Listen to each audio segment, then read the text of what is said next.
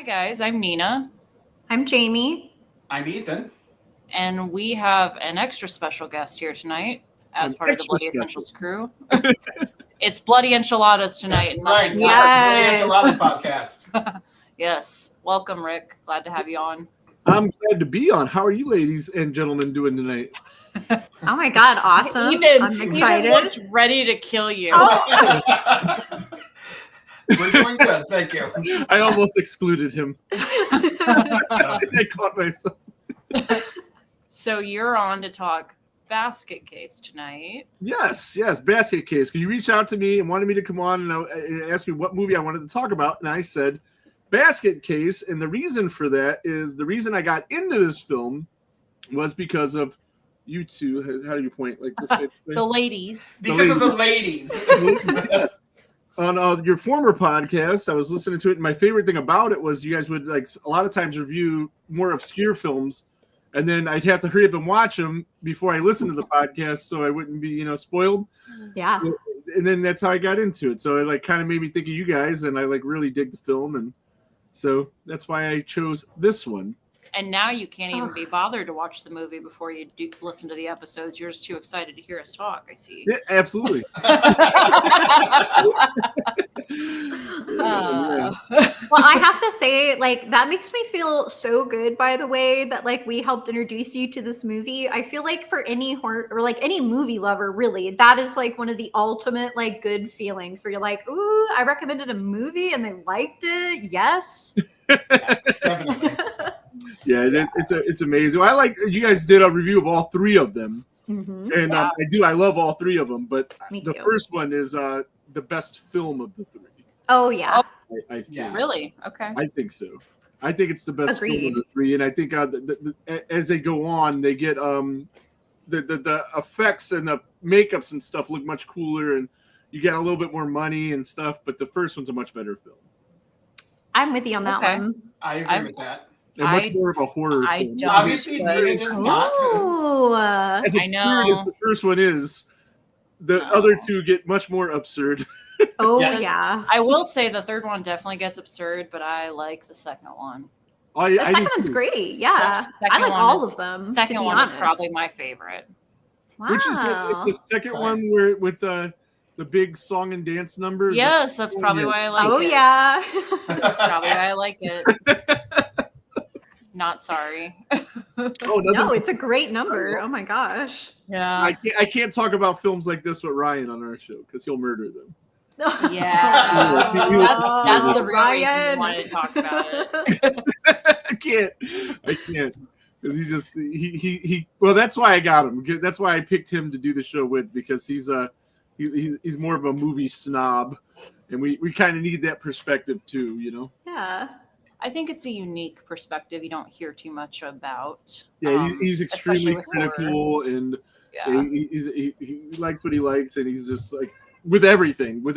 He just likes the best of everything. So, but I love the fact that if he, and I try to be this way too, if he doesn't like it, he's just like, I don't like it. It sucks. Oh no, I deal with it. Kidding. I said I don't ever want to lie. Yeah. So, when Ethan was the first time you saw it in theaters, was it in the? It's not in theaters, bitch. I love the theater ongoing theater joke. It's gonna be on a shirt. Not even a question this time. Just okay. When you saw it in the theaters, right? Yeah. No, I did not see it in theaters because I was like 5 when it came out. So, I probably seen it when I was 5 or 6. I mean, so you saw it in theater? No, like at home video. Okay. Yeah. So 5 or 6, your mom was letting you watch this? Oh no, I did a lot of stuff without them knowing. Ooh. So yeah. Okay. 5 or 6, I wasn't allowed to touch the VCR. I didn't think it was expensive. My parents right? I didn't even know how to work it yet. I didn't even have one actually at 5 or 6, but yeah. No. My parents just didn't care. They didn't like. I just watched the movie like right before we went on, and there's no way like a 5 or 6 year old should be watching. Yeah, I was. Maybe I was a little. Maybe but I probably was too. I mean, now that I'm doing the math, the first time I seen it, but I had, I hadn't. I did see it when I was a kid because we had the mom and pop video store and rented literally everything. Yeah. I didn't remember it until you guys covered it, And I don't think I'd seen the sequels at that point. I'd only seen the first one. And all I remembered from it, because I was 5 or 6, was guys walking around with a basket with a monster in it. Right. Mm-hmm. So That's kind of what I remembered. And I, to tell you the truth, had not watched it up until last week. Yeah. I hadn't given it a rewatch. So I knew I seen it because literally back in the 80s and 90s, I read everything that was ever put out. We had a little neighborhood video store, True Nighttime Video, and they would let me rent whatever because my parents, I mean, really, we could rent whatever there. This little 5-year-old kid just walking into the video store by himself. I wasn't by myself. Yeah, I wasn't by myself. I was with siblings, but they certainly didn't. They weren't watching me. They didn't care. So I was just like, "Oh, this looks cool." So I would just bring it up and I just imagine little baby Ethan reaching on his tippy toes to put Texas Chainsaw Massacre on the counter. Like, I don't want that one. Yeah, pretty much. Aww. The first time I actually saw Basket Case was because we were doing it on the old podcast and I had never seen them before. And I was like, really cool. Yeah. And we were doing 2 and I was like, well, shit, I guess I better watch 1. Yeah. I guess I better watch. And then I was really confused by the end of 1. I'm like, how is there a sequel to this movie? Yeah. And it's like, the horror movies, they'll make them way. Damn. Yeah. Yeah, so that I watched it probably 2 or 3 years ago now, and I honestly haven't rewatched them since. And it's not because they're bad movies; it's just like it's not my thing. Yeah, so. No, I've watched them a lot. I watch them with my kids. My kids like them because my son likes them because he likes the bloodier, gorier a movie is, the more he likes. For sure, yeah. And then you got all the fun costumes in the second and third one, and you got James Franco's brother. That's pretty cool. That is cool. I know, isn't that cool? It's like what? I do like the humor of 2 and 3 a lot more than this one. I don't think this one's that funny. I don't think it's not. It's scary. I mean, especially it's not scary. It's kind of scary. I don't know. I think it's. I think that the parent, the dad, is more terrifying than the creature. Yeah, he's a horrible, horrible person. He's a piece of shit. Yeah. Let me just carve my not real son out of the other son and everything's fine, right? Throw him in a trash bag. I mean, there's a horror movie, there's bad parenting. When was the first time you saw Basket Case? First time I saw Basket Case, I was like 18. We have a great independent movie theater here in Tucson, and they do a Screamerama where they play horror movies like for hours. And so the first time I saw Basket Case was on the big screen at that event. It was the first one they ever did, and it's a tradition now. And they even had the gal who played Sharon, I think is the love interest, right? Or Shannon. She did her first ever interview about this movie during that event. And it's the only interview she's ever done all these years, like about, or the first one at least that she's done about this movie. So it was a really cool first time watch. That's amazing. That's so cool. Amazing that you actually got to see it for the first time in the theater. I did. I was there in the theater. Yeah, when she was 18, not when it first came out. You know what? You were there. I'm going to say the bad words for when we're off of air. So. That's fine. Say it. Say it. Patreons would love it. I don't say bad words. Go ahead. Never. Liar. Okay. Yeah, that's really cool, Jamie, that you got to experience that at 18, like for first time watching Basket Case. Yeah, on the big I would love to see it. And with an interview and everything. Oh my gosh, like so cool. Yeah. That's awesome that you were able to have somebody from the show and seen an interview. That would be awesome. And she was cool. Like, again, it was the first time she had ever really talked about the movie, like done an interview about the movie. And I don't know, I'm trying to remember. The sad thing is that this was in like 2006, right? So it's not like everybody was like taping everything, on their phones. Right. So I've looked, because I was like, that was kind of a historic little moment there. Like that was the first time she's done an interview. There was a big delay between the movie and when she actually talked about it. But I can't find video of it anywhere. Like it's, if it had happened today, you know, there'd be tons of videos out there. It'd be on the internet. Yeah. You'll be able to find it. Yeah. Yeah. And that's the thing, like with this film, they don't seem to do a lot of cons to people that are involved in it. And like Kevin did a thing recently where he did like a watch along for a movie, but he doesn't do a lot of things. And most of the things he does is up where he's at in like upstate New York, I believe is where he lives. Yeah. Well, I mean, a lot of people are getting older. They don't want to travel or they can't afford to. And I mean, it makes sense for sure. It's just a shame because this movie is definitely a hidden gem with the horror fans. Oh, God, yeah. Yeah, like everybody's always talking basket case at cons, and you always see some merch here or there. Like, I love the vendor that I've seen that has the little Belials in the baskets. Yeah. Like, I want one so bad. I want a life-size one. No, I don't want a life-size one. Where would you put that? I in the living room. Right there. The coffee table. Exactly. Yeah, there's a spot. I got a spot. Speaking of the coffee table, the real one actually is a coffee table now. Oh, the my real God. Belial is a coffee table. And what's the director's name? Frank, whatever. I can't say his last name. Frank Henenlotter. Yeah. Henenlotter. He melted the latex fused with the coffee table, and that's just where he is.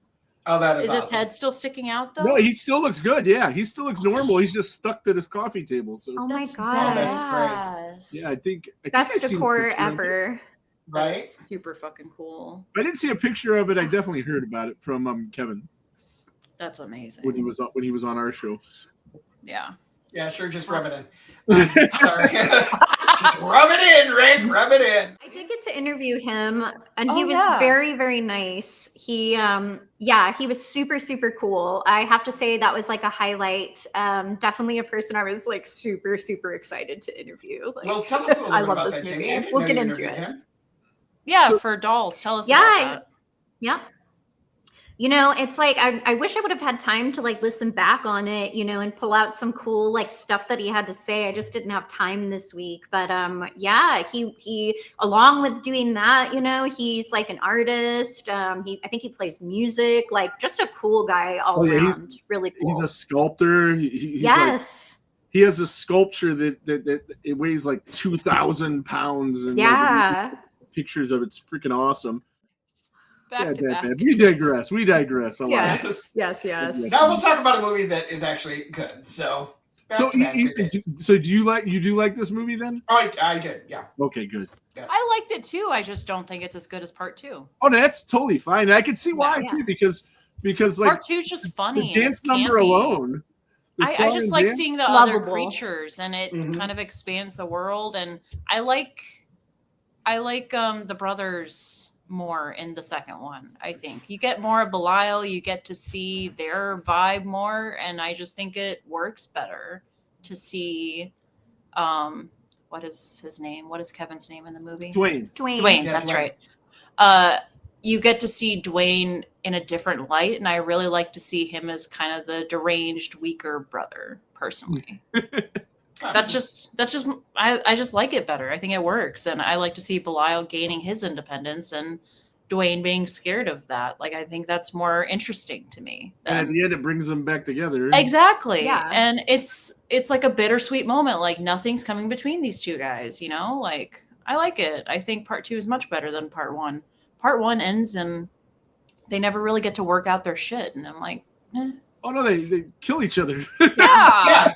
Granted, that's like a lot of siblings, but like, yeah. Somebody had just posted, like right as I was watching it, like in the HorrorCon lounge, it says, what is a person that died in a horror movie that really didn't deserve it? And like the scene where Belial kills his girlfriend was literally on my screen as he wrote that. And I'm like, well, since I'm watching it right now, this, yeah. So, Yeah. I don't know though. She was kind of annoying to me.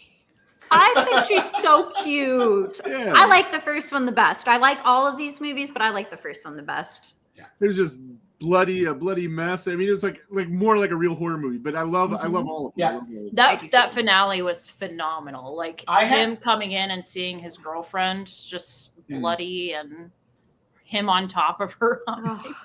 I know. I'm sure I've seen 2 and 3.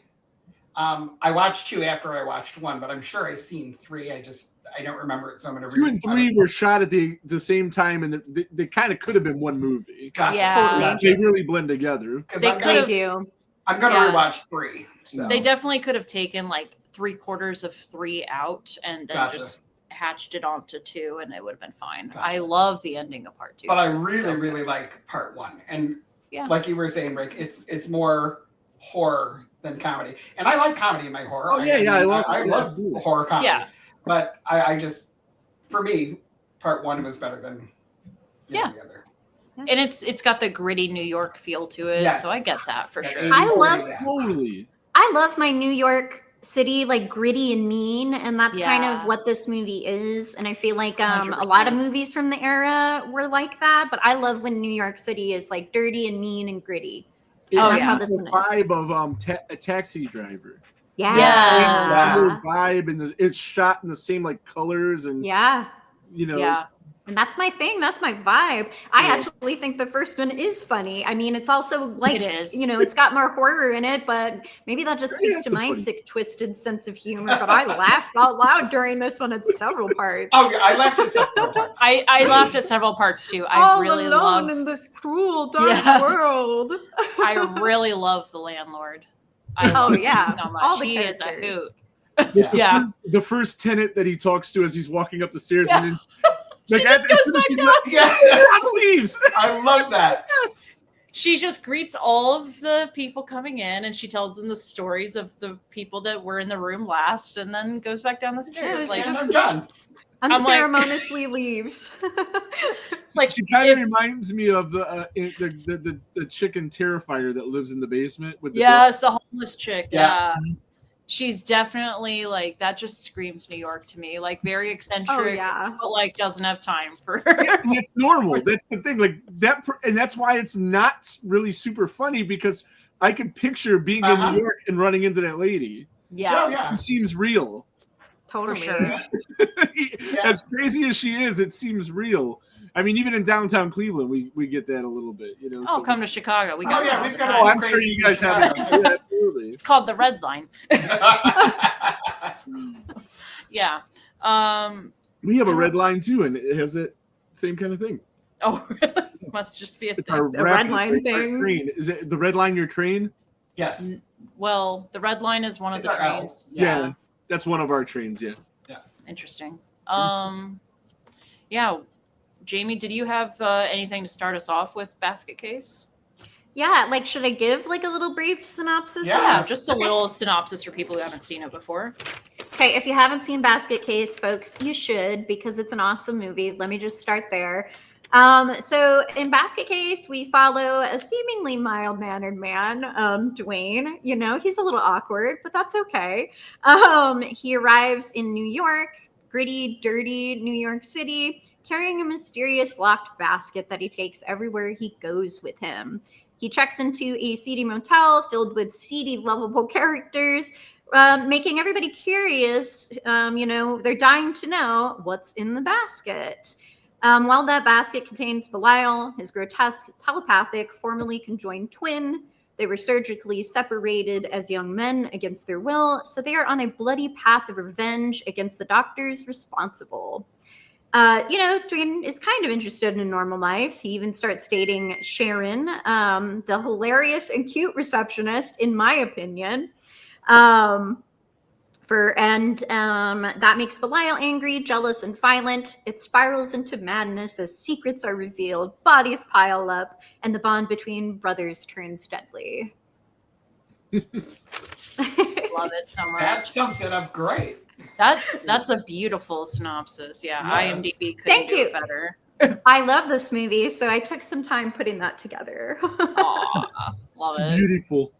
Yes. Thank you. Wax poetic a little bit about this movie. Love it. All right, so let's talk about things we don't like about the movie, because I think that that's going to be a shorter list, and then we can jump into what we do like and end on a positive note. All right. Go ahead, guys.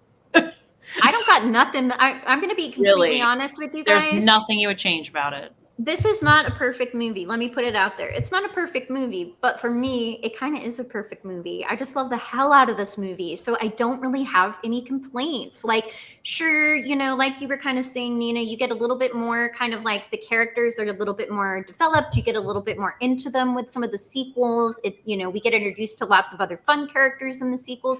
But I think there's plenty of fun characters in this one that like make me satisfied. So I'm going to let you guys have at this because I don't really have a lot that I would change about this movie. I like it the way that it is for all of its imperfections. I will say, I don't know if I'd really change this because the more the movie went on, the more I kept laughing over it. But the number of times people go up those fucking stairs to check and see what's going on in Dwayne's room or just any of the rooms, because eventually like Belial starts making his way to the other rooms. That like initially was really annoying, but eventually got so repetitive to where it was funny.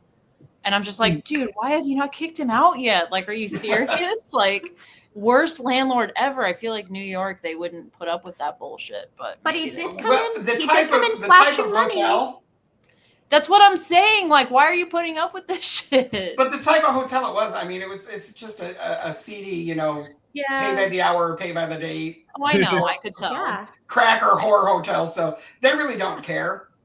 Yeah. As long as they get paid. I mean, Yeah, we have that's them what I here, was just saying. we have them here in Chicago too.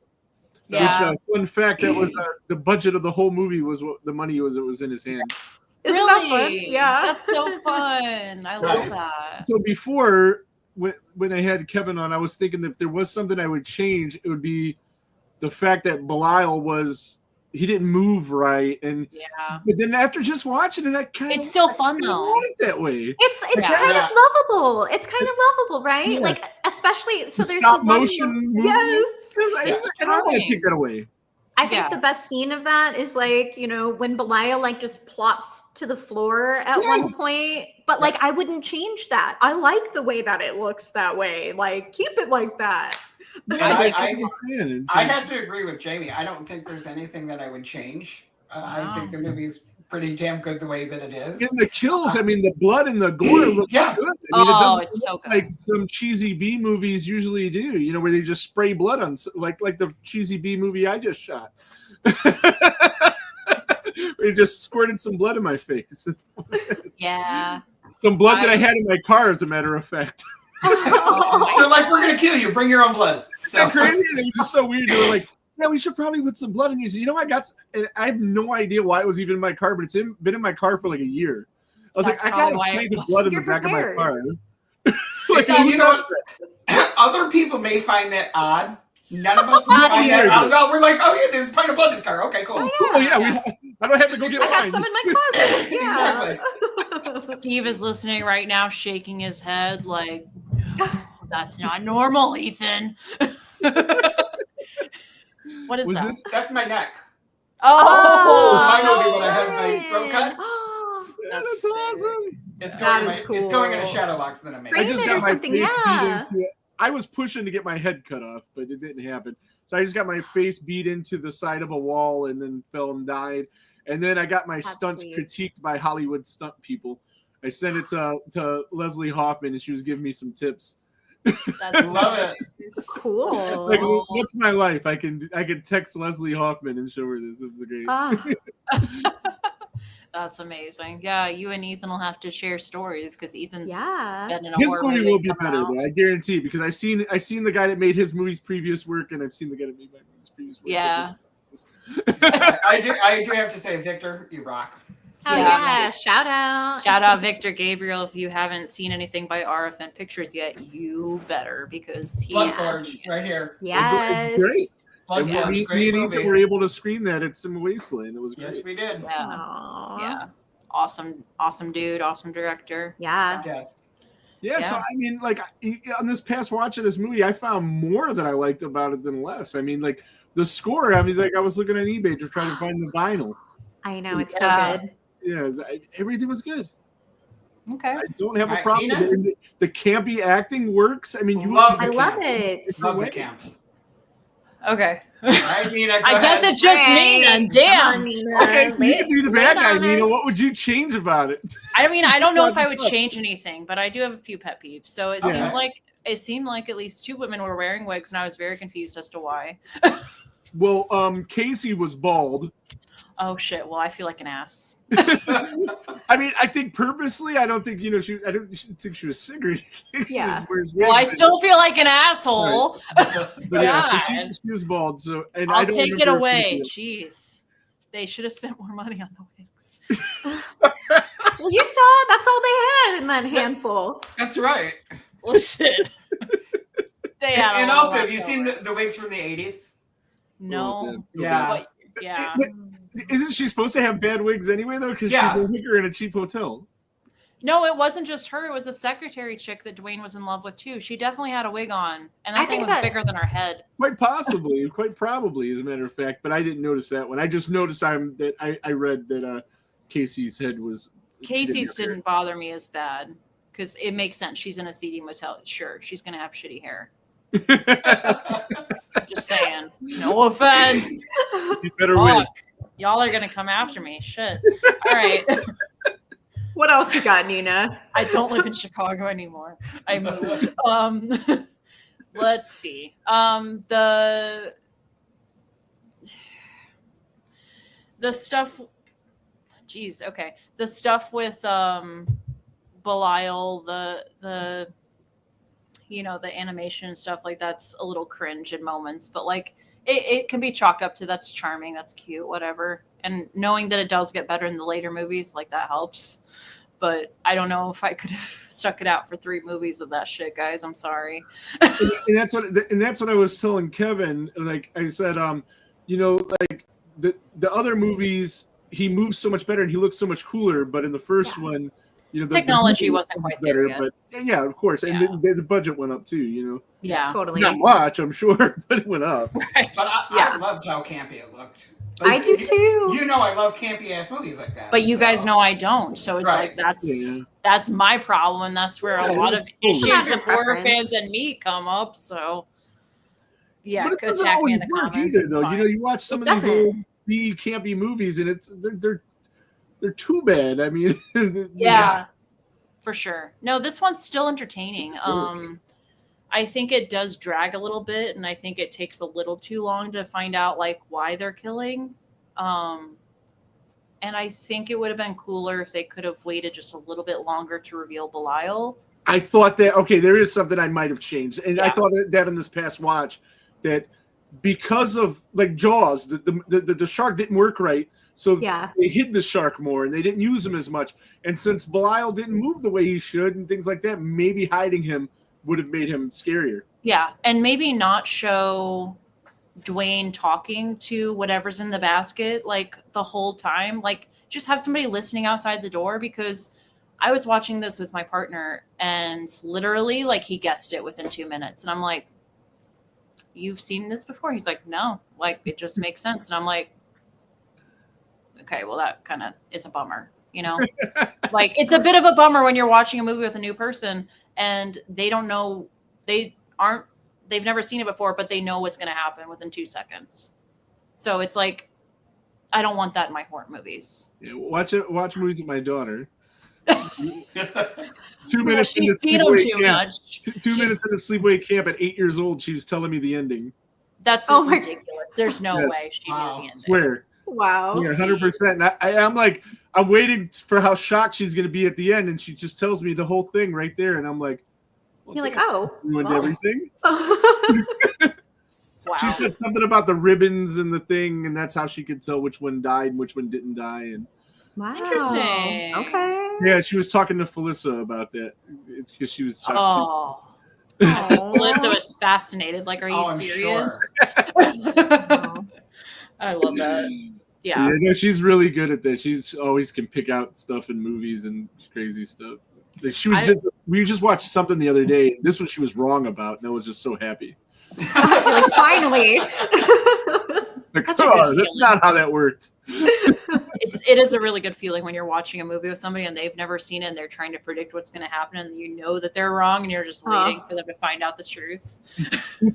That is a good feeling. Yeah, it is. But I mean, other than like those little things, I feel like those little things don't amount to enough to make this a bad movie. I think it's still a really great movie and it's really enjoyable. Despite it being campy and not really be my cup of tea, I still really enjoy this movie. And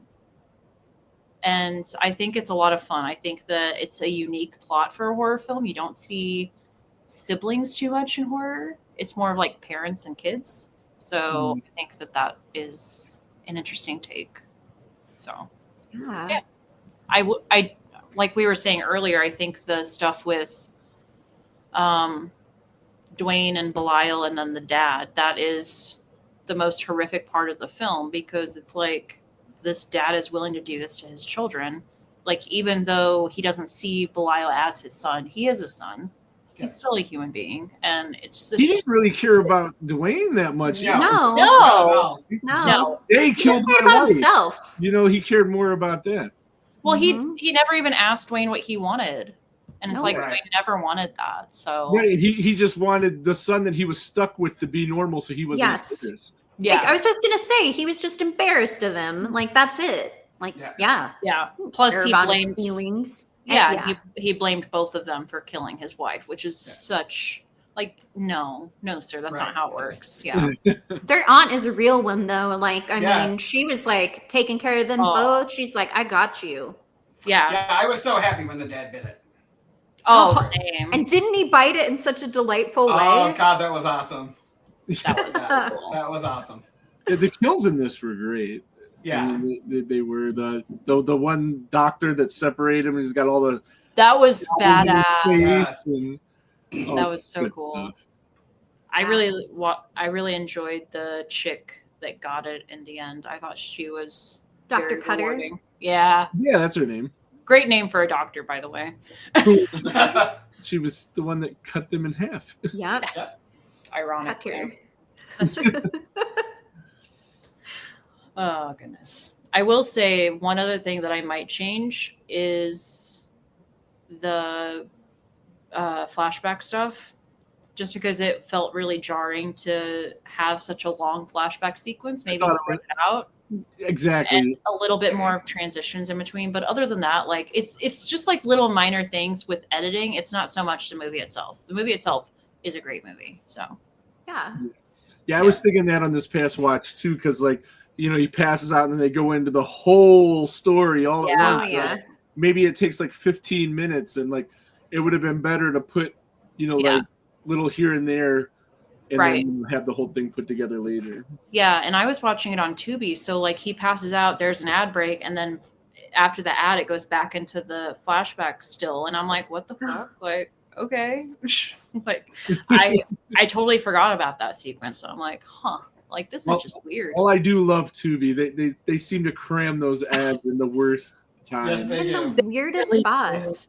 And it just totally kills the vibe. And it's like, you're like, they do. What? It's very jarring at times. Yeah. Yeah. Kill for whatever the hell we're trying to sell you. It's so emotional part of this movie. Yes, it's literally like the heart and soul of this movie, and then boom, you're selling me Candy Crush. Like, fuck off. Who's playing Candy Crush anymore? Yeah. Oh man, somebody. Evidently, or maybe not enough, and that's why they're advertising it. I don't know. Yeah, there we go. Yeah. Hi, everybody. Just wanted to thank all of you guys for listening and supporting the podcast. If you haven't already, please follow us, like us, leave us a review. Little things like this can really help the podcast out so much. Also, if you want to hear your name mentioned in our episodes at the beginning and receive fun little goodies from the entire Bloody Essentials team, you can join our Patreon. It's 100% like no commitment. All the proceeds go back into the podcast. It helps us upgrade our recording equipment, our editing software, all those good things. And it also helps pay for our travel expenses with our upcoming appearances. So that can add up really fast, but we're looking to hopefully expand to other conventions and, you know, going to other states to see spooky attractions. So funds like that will help significantly. Also, I don't know if you guys know, but before we can actually like start receiving funds through YouTube and things like that, as creators, as horror creators, we need at least 500 followers on YouTube. So if you aren't already following us, but you listen to us and you really like our content, please like us, subscribe. It really helps out so much, and it allows us to keep doing what we're doing. So we love bringing horror to you each week, whether it's content creators, our thoughts on a film. So we really want to keep doing this for as long as possible. And money is unfortunately a big way to stay on top of that. So like I said, all of your support really means a lot, and you get fun little goodies from all of us. You know, we got Bloody Essentials merch, we got horror goodies that we've been saving for you guys, whether it's stickers, horror collectibles, like I'm talking like shirts from your favorite horror companies, Fright Rags, all those good places. And then, of course, we've got some NECA figures and all those kinds of things. So if you want to receive fun horror goodies from your Bloody Essentials crew, join our Patreon. It's going to be a really good time. We also have a Discord channel and unedited episodes before they air. So that's always exciting. And we're hoping to be doing movie parties really soon. So stay tuned for that. And yeah, just thank you guys so much for listening, and we'll get back to the show now. All right. I think we've said all we can say about Basket Case. So does anybody have some fun facts? Well, can I mention something that a couple things Please. I really like about the movie? Okay. Yeah. So obviously not a perfect movie, although it's perfect to me. I love it just the way that it is. But I will say I really like the cinematography in this movie. There are some really cool moments of it. Like, I mean, it kicks off right away with like a cool, like low angle POV. I like how they did all of that. Like, I like the overall like color of this movie, just the overall way that it looks. I love those scenes where he's walking down the street in New York carrying the basket and just pans, the camera moves along with him. I just love shots like that. And you know, I've noticed that he uses a lot of fun like natural framing, whether it's like between the trees or a window or a door frame. Like, he likes to do that, and I think it's cool. There's some cool shots where you have someone in the foreground and like Belial in the toilet behind him, which is fabulous. That's such a great shot. Oh my God, yes. And it's got a little bit of humor, just a visual humor in it there, which is great. Like, I actually really like the sense of humor in this movie. I think a lot of it just comes from the eccentric characters. Like, no matter how small the characters are in this movie, everybody's a big character. I mean, even when he's just walking down the street, you got the great scene with the drug dealer who's like just rattling off, and he's like, "What, you want girls?" And he's like, "What the fuck's wrong with you, man?" So everybody, no matter how small the part is, like, is a big eccentric character, which makes it so much fun. So yeah, those are just a couple of things I just really love about this movie. Part of what makes me love it so much, just the overall look, the music, like you were saying, Rick, is really cool. Yeah. Like, I would love to have that on like soundtrack somewhere. Yeah, but the eccentric characters really do it for me. Like, just everybody is big. Yeah, definitely. And the way they did that shot that you're talking about where they're walking down the street, they didn't have, there's like I forget the name of it, but the thing that the dolly for the camera, it's probably called a dolly, I don't know, but they used a wheelchair. Yeah, I heard yes. Because you had to just work with what he had. Yeah. He put his whole life savings into this movie, which was $16K, and then somehow during the movie came up with another $14K to make things work. And one way that they reduced all of the budgets and everything was the editor was also the director. This cinematographer was also this guy. And at the end, when you're watching the credits, they wanted it to look like a real movie, so they didn't put the same guy doing 3-4 different things. They made up names, so half those credits aren't even real people. That's amazing. Oh my God, freaking love that. There's little Easter eggs in there too, you know, with some of the names. I don't know those, but I know that they're there. So if you wanted to research those names, there's a reason why they picked them, but they're not real. That's hilarious. That's brilliant. Like, one of them was a character in a play, and that's I remember the name right off the top of my head. Probably have it written down, but I don't know. I freestyled this all without looking at my notes this far, so I'm gonna keep going with it. Yeah, it works.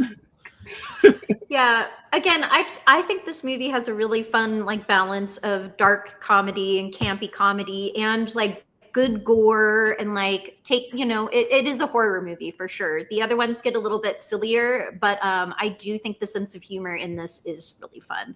Like I like the moments where he's talking to him in the basket at points. Like he's like, I don't want to talk about this right now. I'm not going to debate this. And it's awesome. Well, I really do love those scenes. I just like if they're everybody else, he's just crazy. Yeah. It's like if we're going to build some suspense and you're wondering what's in the basket, make us wonder what's in the basket. Like, I think it was just too predictable in that regard. But like, I really do love those conversations he has with Belial. I think they're hilarious. Like, I just want to get some sleep, go back to bed. And it's like, oh yeah. And anybody with their ear to the door is only hearing half the convecation because the rest is in his head, and they're like, "This guy's that's fucking nuts." Yeah, Norman Bates up in here. Yeah, yeah. It's great. There's like I just absolutely love it. Yeah, it's very the characters feel very bigger than life, and I feel like this is exactly what would happen in 1980s New York. Like, just very gritty, just. Again, larger than life characters. That would just be Tuesday to them. Yeah. Exactly. It's no big deal. Like, oh, you have a Siamese twin? Whatever. Like, that's why his girlfriend didn't even flinch. She's like, Dwayne, let's be friends. Like, let's figure it out. We'll make it work. Like, bitch, you see that thing up there? You should be more concerned.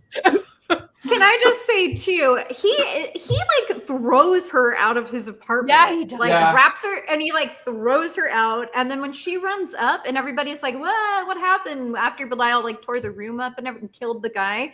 And she runs up, he just like pushes her up against a wall and he's like, you can't come in here, and like pushes her away, and she still comes back to him. He's trying to save her. He is. And how awesome was his hair in this movie, right? Oh, yes. Oh my God. And now I don't know how old he is now, but it's 40-something years later. Same locks, man. The same, yes. Yeah, no, his hair is a whole nother entity in this film. Yes. It's beautiful. It was a whole character in and of itself. Yeah. Absolutely gorgeous. I do like the fact that, you can't help but like, Dwayne's quite a character himself, but like what a kind of emotional predicament to be in, right? Because like he loves his brother, he's going on this revenge thing with him. It's Belial's idea to do this. He's just trying to, help him out because he loves his brother. But he does also, you see little glimpses of the fact that he wants he does want to have a life, he wants to have a girlfriend and he can't even do that because, they're telepathically connected and that makes Belial upset. And so what a predicament to be stuck in, I mean, it's no picnic for Belial here. I mean, you gotta listen to Dwayne's horny ass. Except when he throws the items into the picnic basket. No, I love when he throws all the food into the basket and you hear all these like eating sounds. Yeah. For sure. I noticed that in that they unwrapped like the first 2 or 3 burgers, but then they threw the rest in because those are just foil. There was nothing. Oh yeah. Yeah. I was wondering. Burgers. Yeah. That's amazing. I don't know that for a fact. But I'm pretty. No, I could see that because sure. I was watching it and I'm like, why did he only unwrap the first 3? It's like, didn't care. Because of budget. So I could buy 3 burgers. I couldn't buy 30. Yeah. Right? That's hilarious. Well, they weren't operating with the same kind of money Dwayne was, okay? Right? They were, but they weren't. They couldn't blow it all on burgers. Yeah. That was so fun. And then like in New York, you have to get all of these permits to shoot everything. I'm guessing they didn't do that. Not at all. No. Yeah, no. When they shot the scene of the Statue of Liberty, they figured, if we get kicked out, it's going to take us 10 seconds to get what we want. We'll have what we want. Exactly. Yeah. The scene where he's running down the street naked. I remember him talking about that. Okay, spill the tea on that because I wanted to know how they did that. There's no mystery. Well, like what time of day did they do it? Did they do it in broad daylight or they? I know it was freezing cold. I know it was freezing cold. Yeah, it was night. Was it okay? And it was freezing cold because I remember them saying how cold it was. But and then they had somebody check out the path that he was going to run to make sure. I mean, 1980s New York, you might have a needle there, you might have whatever there. Yep, that's true. He's barefoot too, so they got to make sure everything's out of the way, and then you got to get it like one take because you're gonna. you know, that's a question that I wanted to ask him, and I didn't get a chance to. Is like, were you afraid of getting arrested for that scene? I think he would. I think the answer would be he'd be more afraid of stepping on a needle at that point. Or honestly, like 1980s New York, no, thank you. Especially in the middle of AIDS. And he was all about it too. Like he was all about doing it because he says they contacted him the day before, and it's like, so you know, we want to do this scene where you're streaking down the street, and he cuts him off mid sentence. Like, oh yeah, cool. Then we're gonna do that tomorrow. Like, I'm there, dude. No, you know, he's just so eager to do it. It's so great. That's awesome. Well, he looked great doing it. Yeah. I'm trying to remember. I feel like he was maybe saying parts of it were shot in his apartment. Do you remember that, Rick? I don't. I don't. Can't remember off the top of my head, but I think he might have mentioned that some of that is shot I think in you're his right, apartment. Amy. Yeah, I think another thing they did because of the money situation is they like dumpster dove to get props and build stuff, and it's crazy.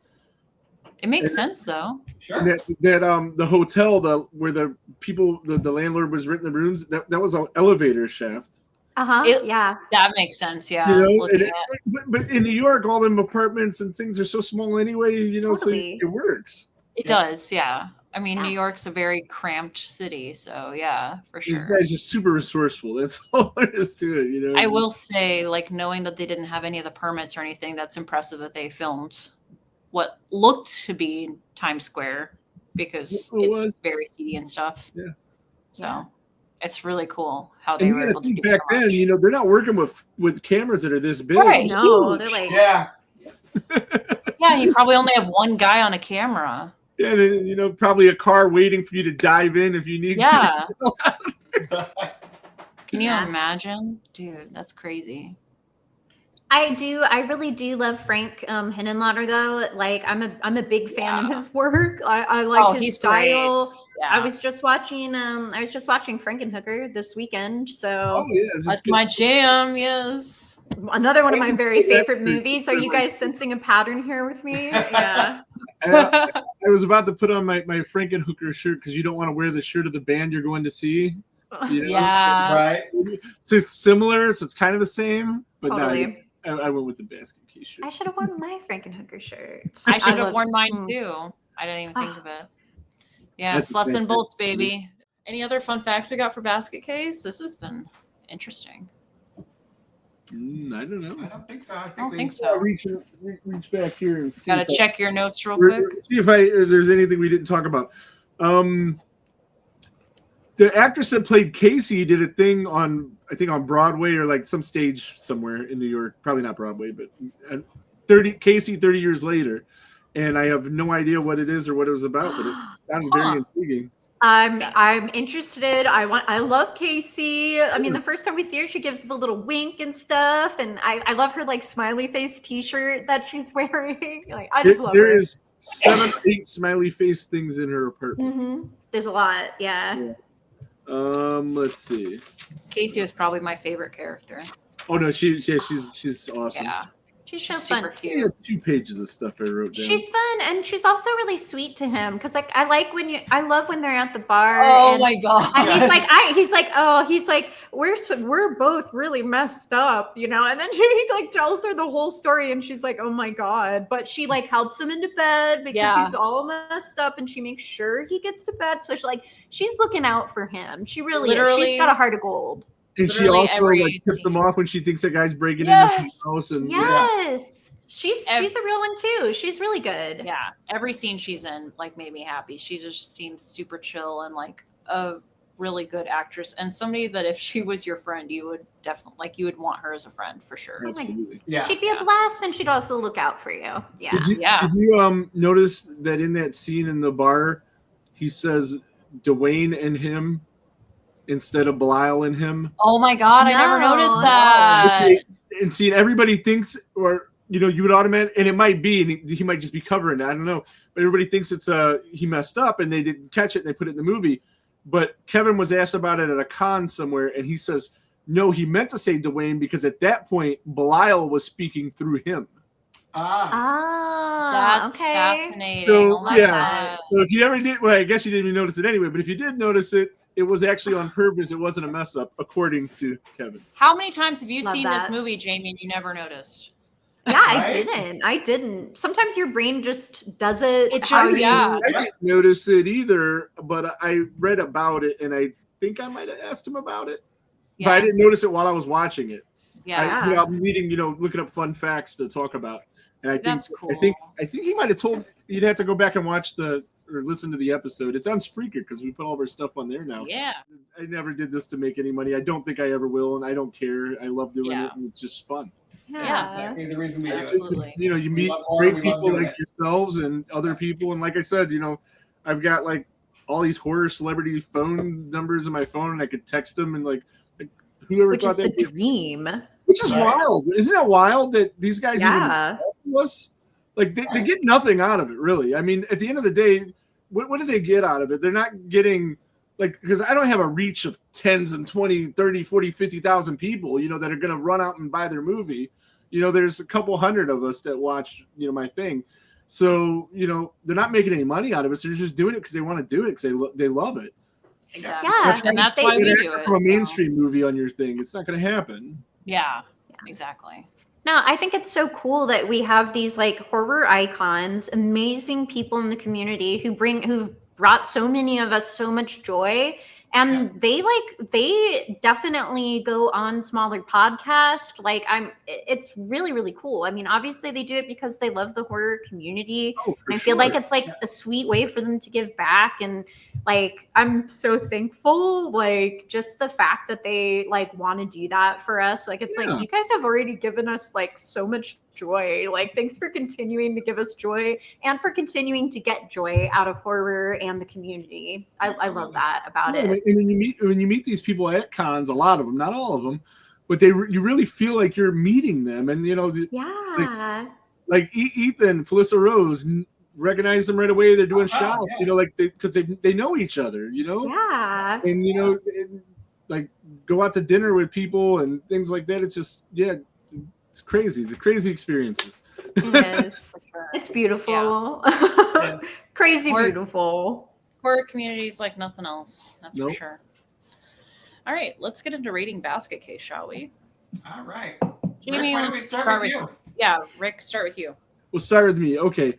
All right. Now, see, I got to rate this on like the quality of movie it is. I'm not going to give it a 10 out of 10 and go crazy because I do love the movie more. Like, there's movies that I would rate higher that I don't like as much, if that makes any sense. Sure. Yeah. But let's see. We do the letter grade scale. You do 1 to 10. If it was on my show, I'd go B minus, which is about a 7. Okay. Yeah. Why? For all the things you already said? Yeah, all that stuff. That ditto. Yeah, okay. Exactly. Jamie? Now, you guys know me, I'm a big love bug over here. I really am. I grade things definitely more emotionally. It's not a perfect movie. It's not. Like, I've seen movies that are better, like, technically. But for me, it's a 10 just because I love this movie so much. It brings me joy every time that I see it. Every time that I've introduced it to somebody new, they've gotten a kick out of it and gotten a lot of joy out of it. Like, I could rewatch it a million times and still really, really love it. So on an emotional level, it's a 10 movie for me. If I was going to be grading it like more on like how I thought it was as a movie, maybe I'd give it like an 8, which is still pretty high. But for me, it's a 10, guys. It's a personal 10 for me. It's definitely one of my favorite movies. And maybe part of that is because I have such a cool like connection with it. The first time that I saw it was special. Like, I got to interview him. Like, so it's just a special movie for me. And it's different and total Gemini vibes, right? I'm a Gemini. And I'm like, this is a Gemini horror movie. It's literally about Siamese twins. Come on. The nurses, there was the... I know, there's twins. Playmates Yeah, for the nurses. twins on the guy's wall. There's twins all over the place. There are twins all over the place. Yes. So that's the one I'm always like, oh, Gemini horror movie, it's Basket Case. Totally. Okay. Ethan? I love the movie. I thought it was great. I love the 80s movies. Are my thing anyway. See, I love my 80s horror. So yes, 80s movies are great. This is just a fun romp. I think anybody can watch this and enjoy it and be like, cool. This will definitely be on the at least yearly watch for me. At least part 1. So I'm gonna give it a 7.5. Okay. Yeah. All right. Cool. Yeah. This isn't normally something I would watch, but I think the more you learn about the movie and the more you watch it, you see things that you hadn't seen before. And like, I learned so much tonight just listening to you guys talk about like things behind the scenes. And like, that's more interesting to me than the actual movie. Like, I love learning the behind the scenes details. I love learning about how people make movies, and every movie is just so different. And it's really cool to see that.